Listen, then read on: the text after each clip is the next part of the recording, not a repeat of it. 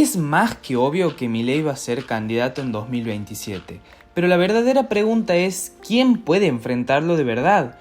Porque hoy, si miras el panorama político, la oposición no tiene un líder claro y peor aún, está dividida en 1000 pedazos.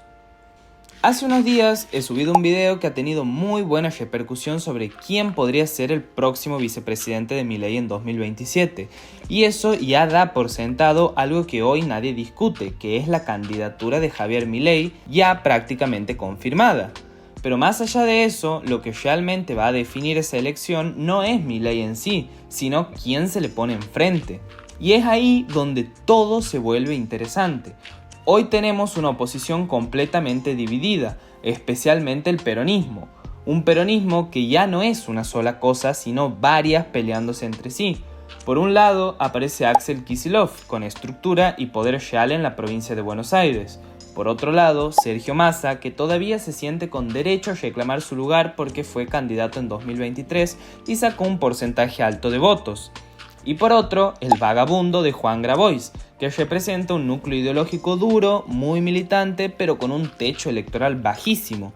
El problema no es solamente que estén divididos, sino que ninguno acepta cogerse. Sus egos están siendo más grandes que su causa. Hoy la oposición no discute cómo ganarle a Milei, discute quién manda dentro de su propio espacio. Mientras Milei gobierna, ellos compiten entre sí, y así no hay ninguna estrategia que aguante. Después aparecen figuras que intentan posicionarse como una alternativa al kirchnerismo, o al menos como algo distinto a esa rama del peronismo más radical. Y aquí tengo que mencionar a Gerardo Zamora, primero porque vengo de Santiago del Estero y el cupo santiagueño hay que respetarlo, pero siendo realistas, las aspiraciones presidenciales de Zamora duraron menos que pedo bajo el agua. Todo el escándalo alrededor de Tobillino y los negocios turbios ligados a la AFA hicieron que cualquier proyección nacional se viniera abajo de un ondazo. Además, Zamora no tiene estructura nacional real y sin aparato no hay elección que se pueda ganar. Algo parecido pasa con figuras que generan ruido mediático pero no terminan de cuajar políticamente.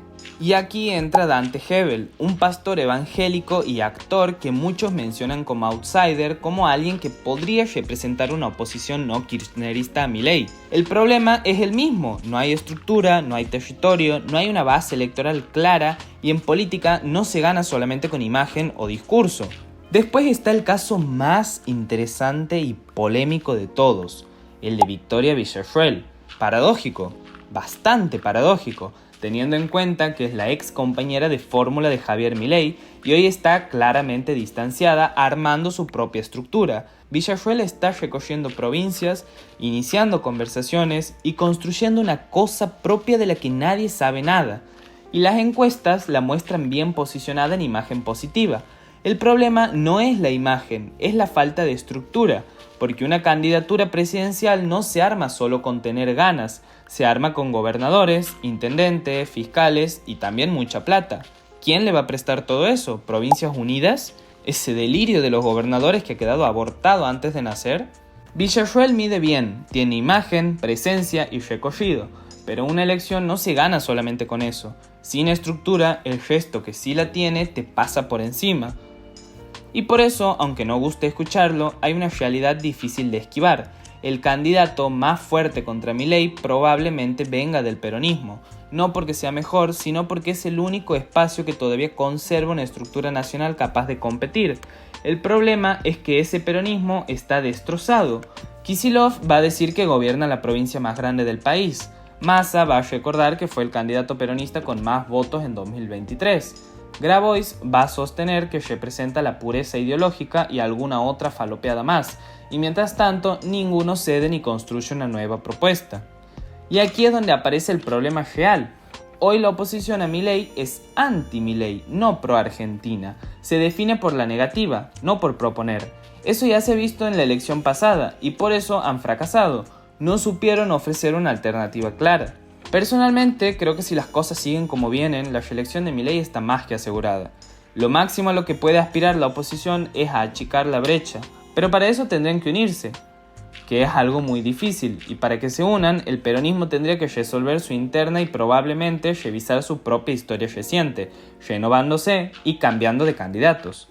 El problema de la oposición no es Milei, es que no sabe qué quiere ser. Mientras siga definida por el anti, la reelección de Milei se vuelve cada vez más probable.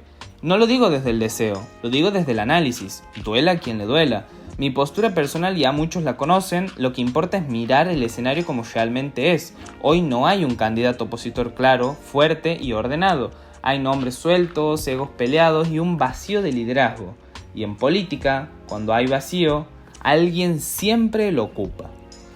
Eso ha sido todo por hoy. Si te ha gustado este video, dale like, comenta y suscríbete. Nos vemos en el próximo.